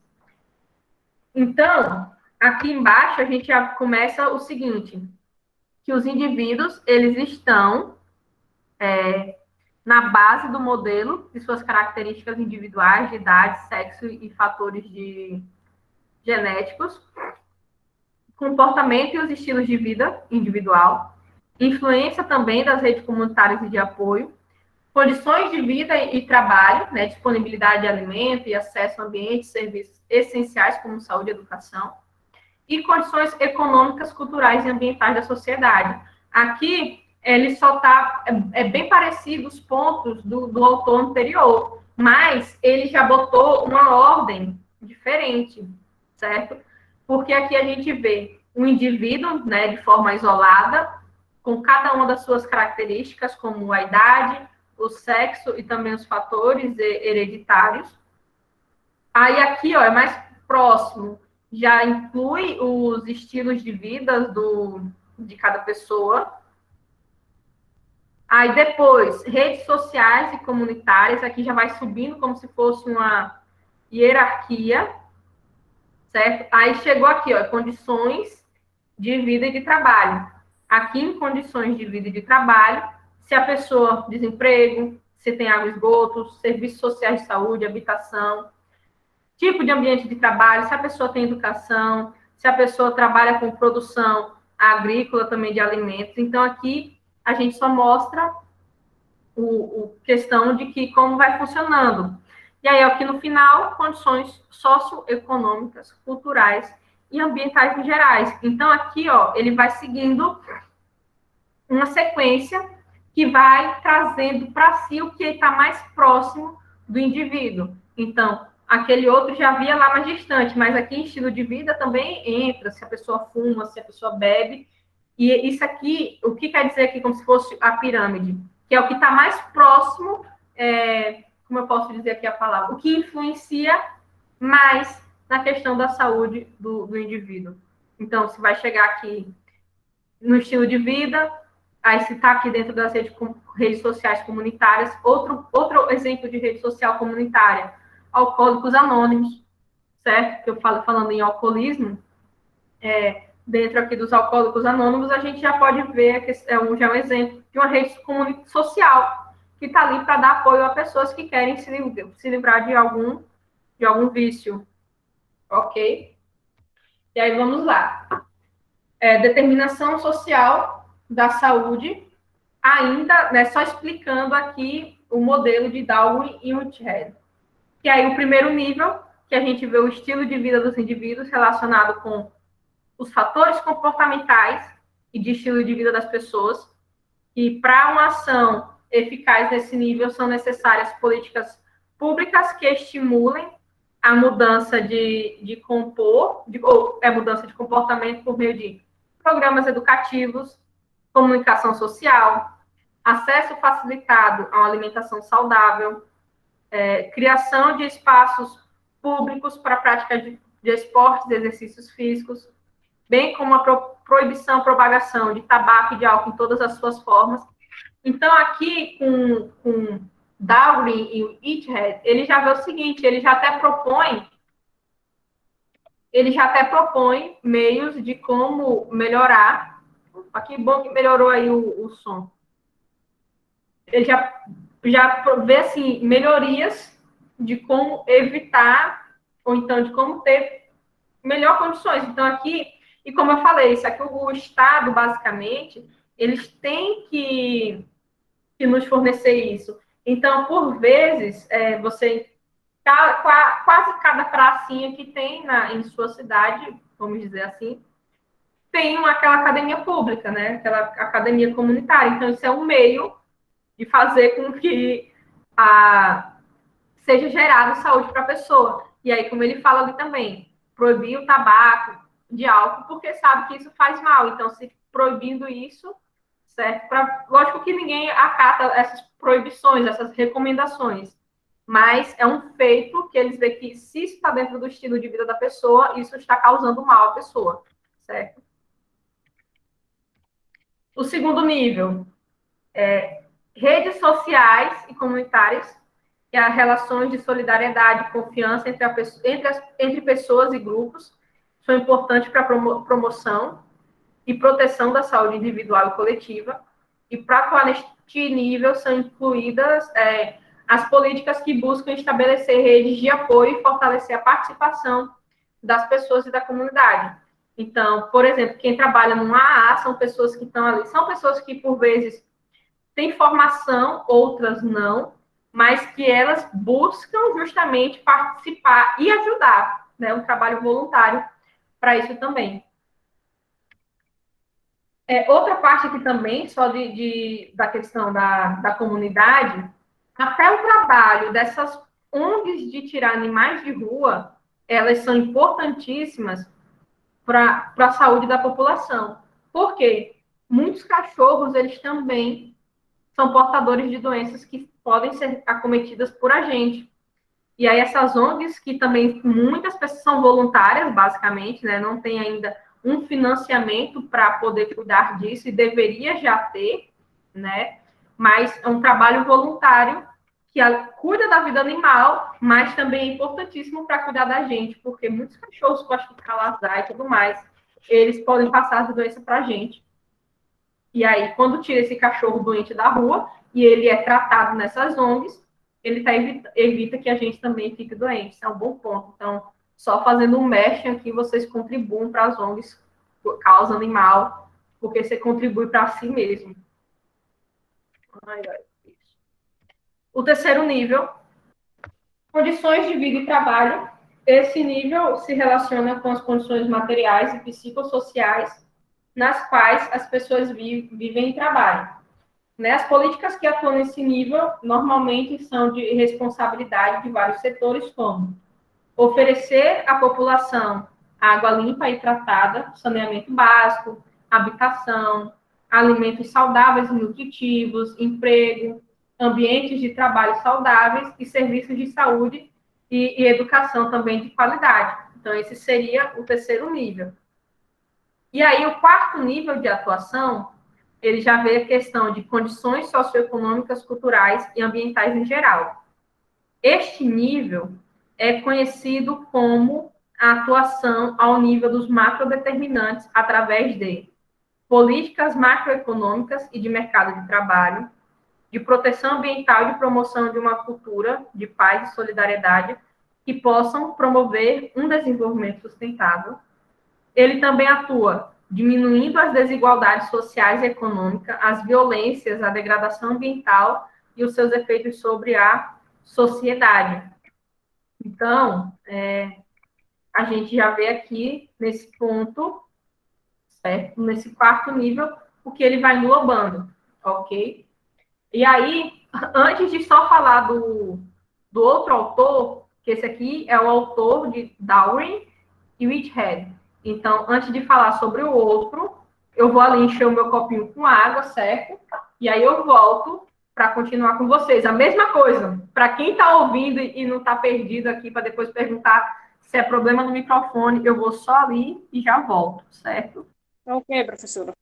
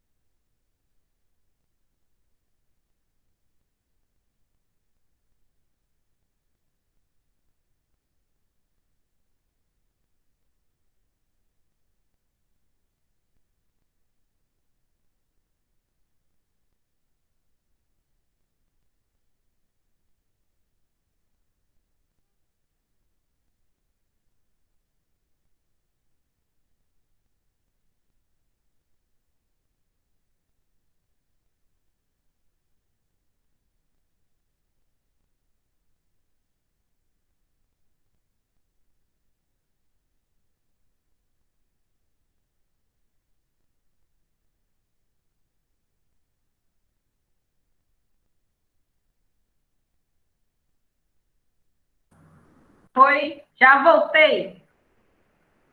Vamos continuar. Olha, parece que a Ana Carla não estava prestando atenção, hein?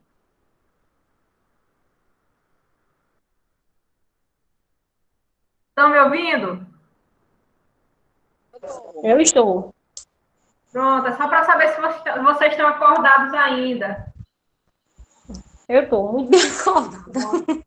Uma segunda-feira, gente, muito animado. Para quem chegou cedo na aula, eu já faço isso, eu fico esperando vocês ouvindo música, né? Que é para já ir animando todo mundo também. Porque hoje é o melhor dia da semana, vocês não acham, não? Eu acho melhor mesmo. Segunda-feira. Ai, meu Deus, que coisa boa segunda-feira. Ah, Maria. Bom demais. Vamos falar agora sobre o modelo de Wilkinson e Marmot, que aí eles vão levando aqui essa sequência que vai sendo falada.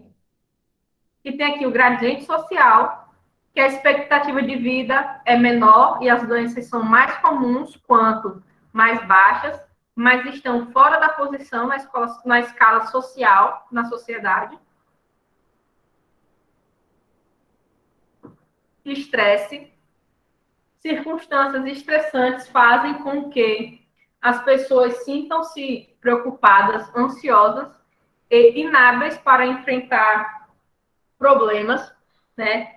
Contínua ansiedade, insegurança baixa, autoestima, isolamento social e baixo controle sobre a vida, ele tem poderosos efeitos sobre a saúde e podem levar à morte prematura. Então, aqui, nada mais do que ele está falando que o estresse, não o estresse de forma geral, que a gente pode ver, por exemplo, ansiedade é quando você vai lá, está se estressando de forma precipitada por uma coisa que ainda nem aconteceu. Insegurança ou baixa autoestima. Para quem tem relação, eu gosto de explicar o seguinte, para quem tem relação e acredita muito nesse quesito de, tipo, questão de você tá bem, você vai estar com mais coisas boas, você tá ruim, você vai estar atraindo mais coisas ruins, certo? Então, para quem tem mais, vive uma vida com uma maior espiritualidade, nesse momento em que você é uma pessoa insegura, você tem uma baixa autoestima, isso já vai gerando essas doenças, essas doenças silenciosas, como a depressão e tudo mais. E isso acaba prejudicando o desempenho no trabalho e outras atividades sociais também, que é muito importante, e vai gerando, né, a questão de outras doenças. E aí tem aqui infância. Um bom início de vida é importante para o desenvolvimento nos anos seguintes da vida, né? A pobreza durante a gestação pode ter consequências para o desenvolvimento fetal devido à carência nutricional, estresse materno e inadequado no cuidado pré-natal. Eu gosto de dar exemplos que sempre estão dentro comigo. uma coisa que eu até falei com outra turma, é o seguinte, eu já joguei um jogo, eu sou uma pessoa de jogos, bem, vamos dizer assim. Eu joguei um jogo, para quem não conhece, o The Sims, ele é uma retratação de uma vida, você vai simular uma vida. E nele, ele marca, é como se ele fosse tão fiel à nossa vida, que esse ponto aqui de infância, pronto, olha, quem conhece The Sims vai entender. Nesse ponto de infância, no meu computador eu jogo 3, na minha irmã, que o computador é melhor que o meu, ela tem um 4. Né, já é bem mais bacana, muito melhor.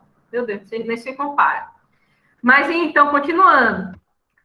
Lá é o seguinte, no jogo, se a sua família no jogo é pobre e não tem condições, o seu filho nasce com problemas, certo? É dessa forma. Ele retrata muito isso aqui. O meu é os piratão, não posso nem estar falando isso aqui. Eu sempre baixei aqui as coisas pela internet. Como é, professora? Se a família tiver o quê? Eu vou voltar.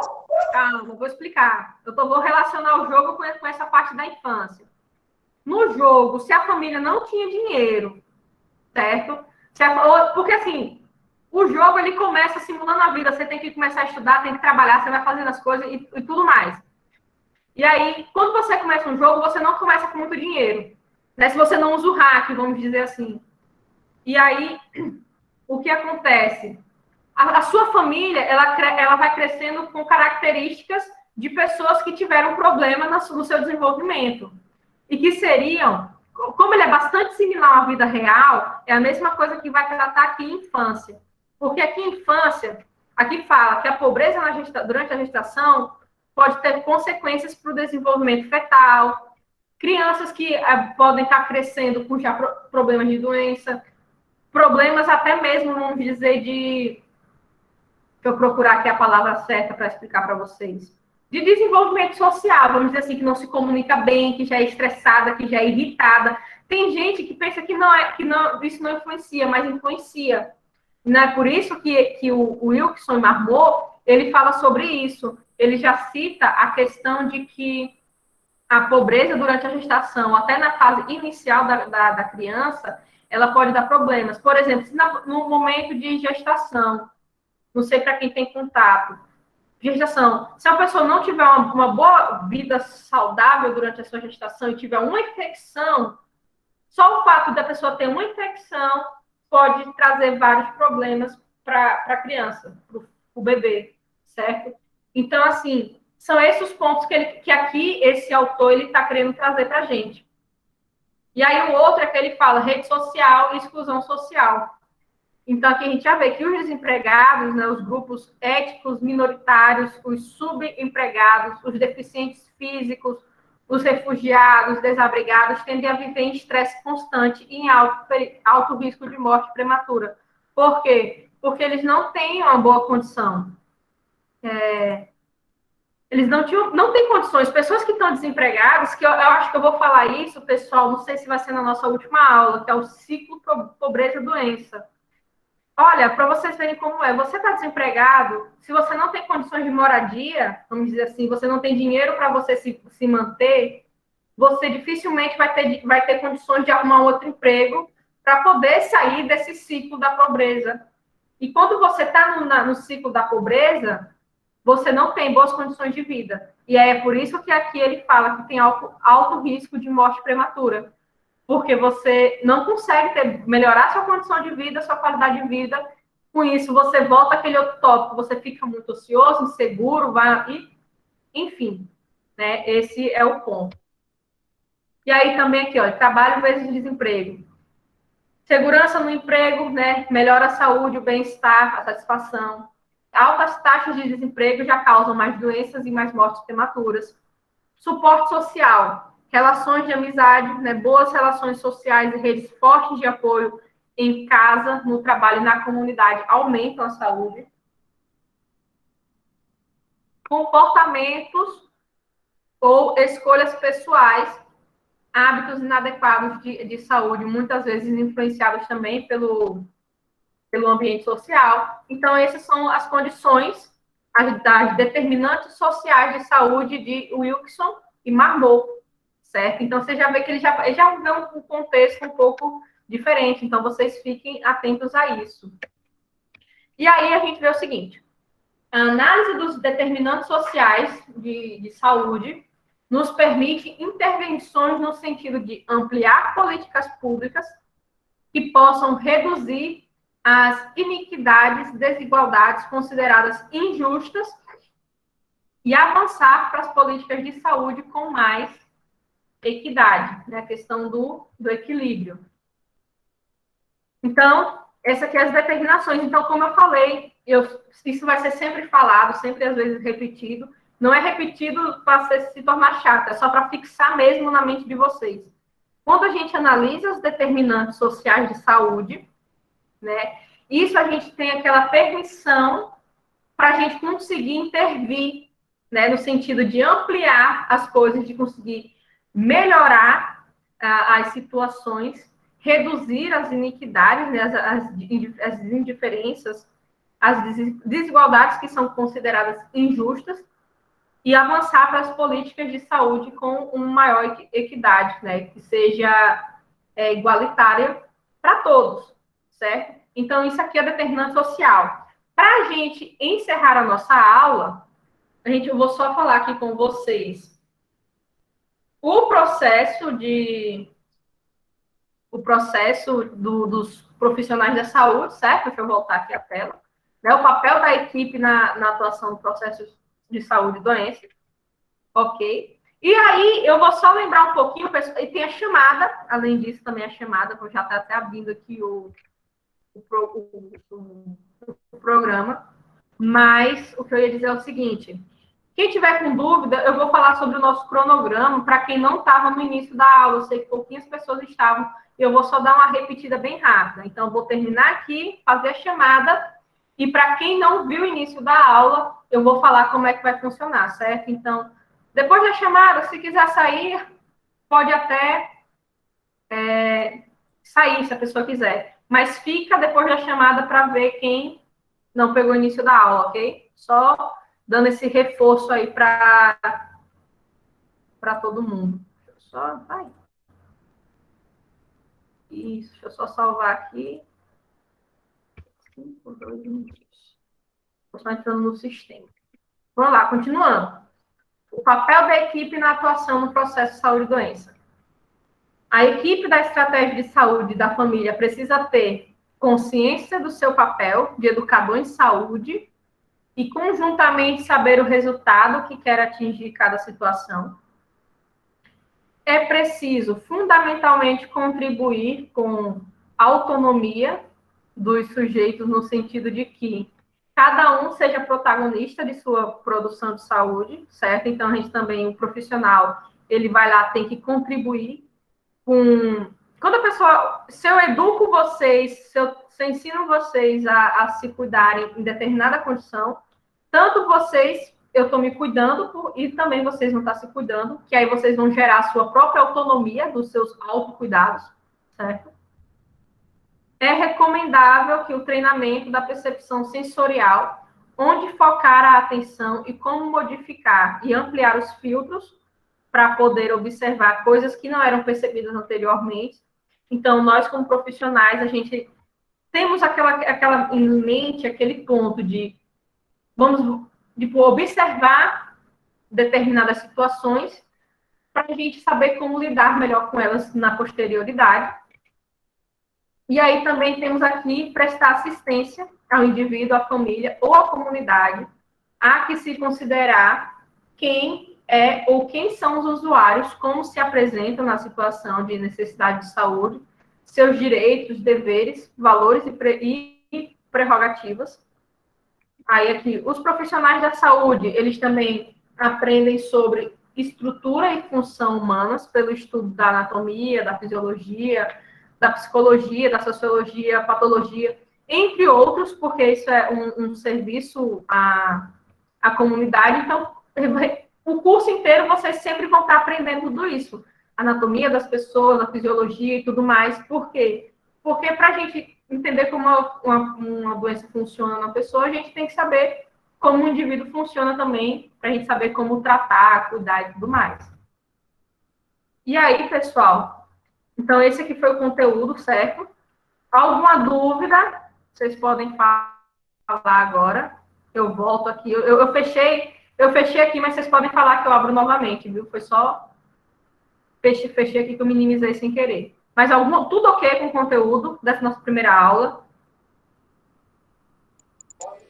Assim, né, professora, é um montante de coisa, mas a gente vai ficar estudando, sempre olhando, né? Mas tá tranquilo, por enquanto tá tranquilo. Não tem besteira. Não tem besteira nenhuma. Deixa eu abrir aqui o negócio. Deixa eu pegar aqui. Eu vou fazer a chamada de vocês agora, certo? Deixa eu pegar aqui o meu diário.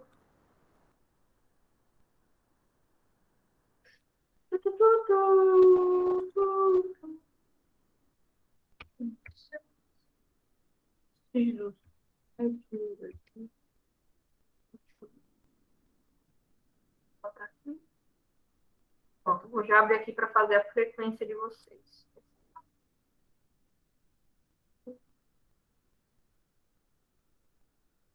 Frequência. Vamos lá, já estou aqui com a frequência. Eu vou até botar aqui para vocês verem a frequência também.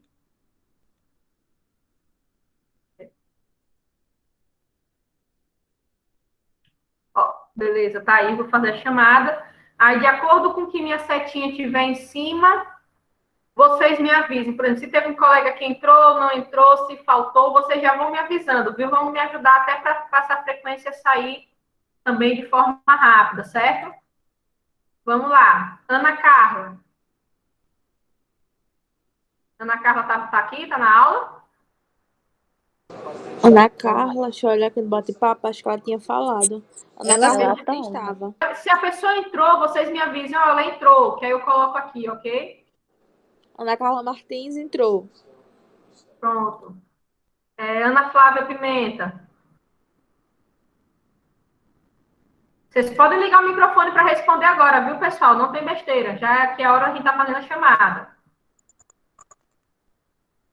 Vou botando falta, vocês vão acompanhando. Eu acho que essa não entrou não, viu, professora?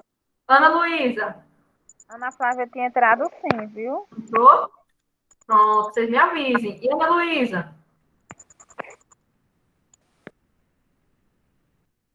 Sem resposta. André?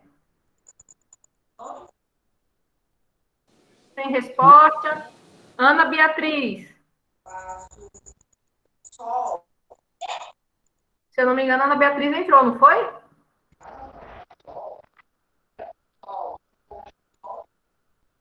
Eu tinha visto Ana Beatriz. Acho que ela entrou, viu, professora? Ana Beatriz, né? Ó, Beatriz Giannini, eu acho que já entrou, eu vi pelo nome. Brenda Gabriela entrou?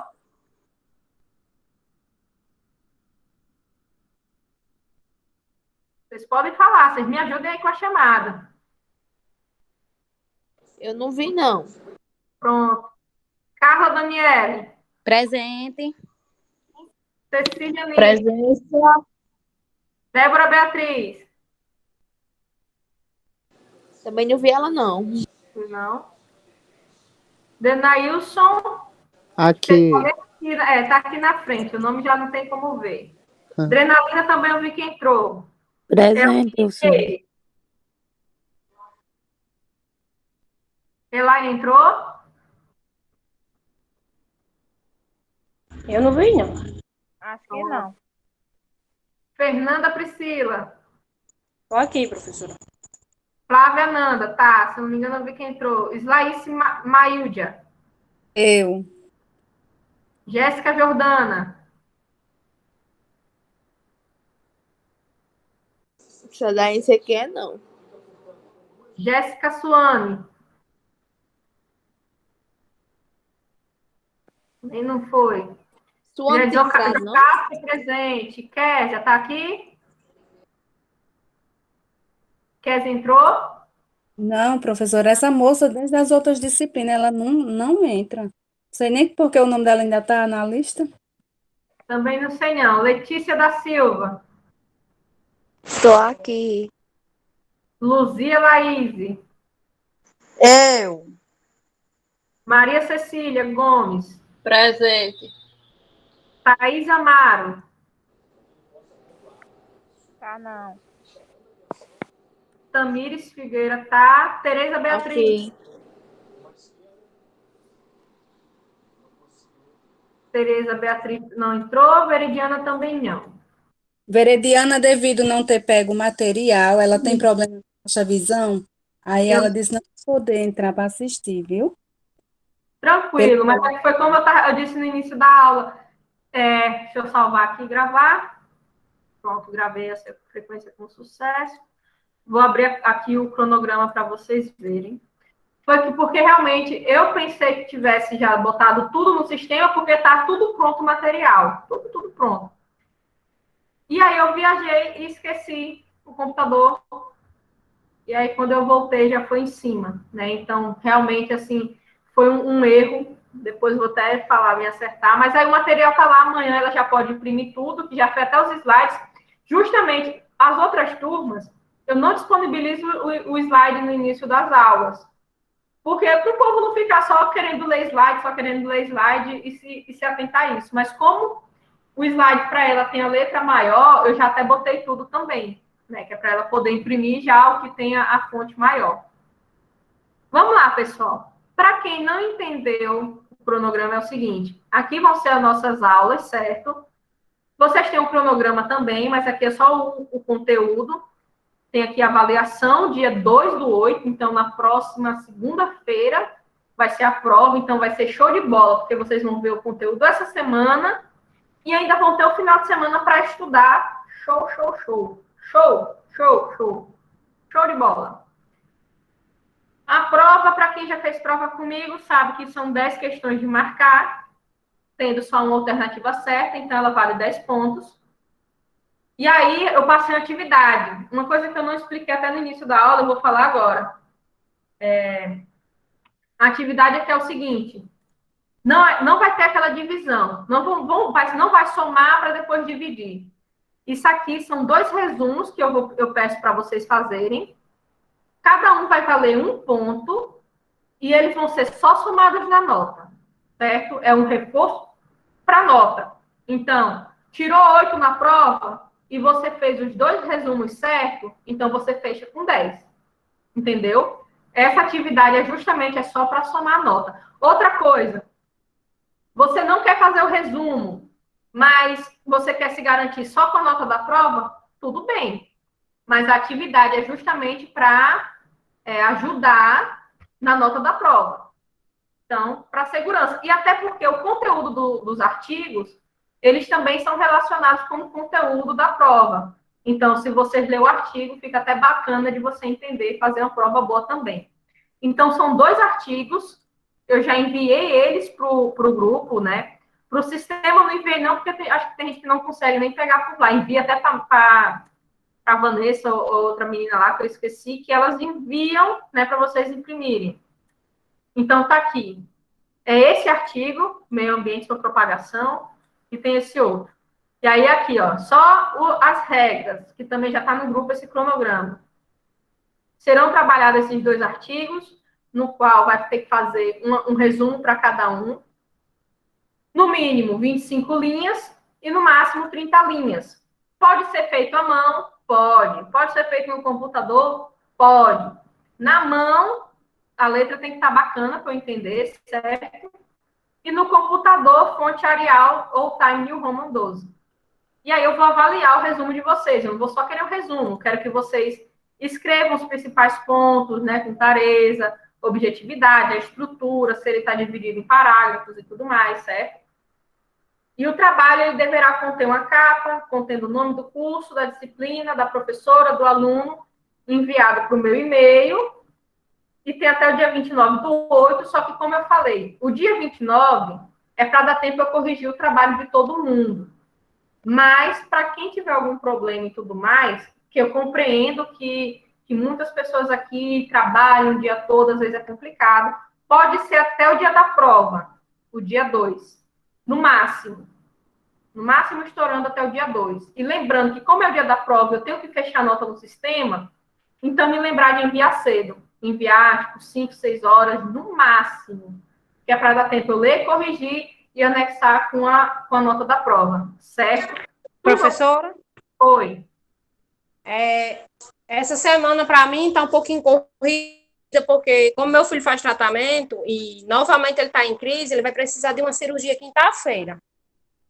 Aí, eu tenho como, talvez eu tenha como entregar ele depois que ele fizer a cirurgia na quinta-feira.